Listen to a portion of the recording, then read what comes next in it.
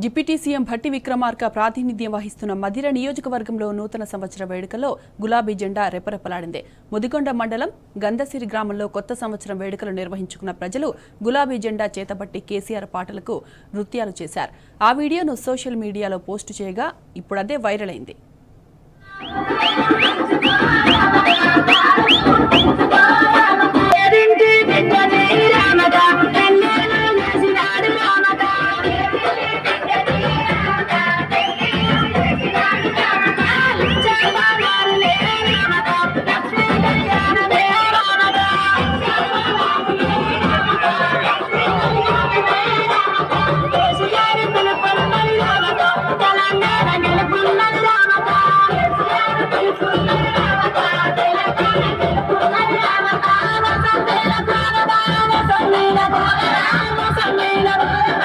Samila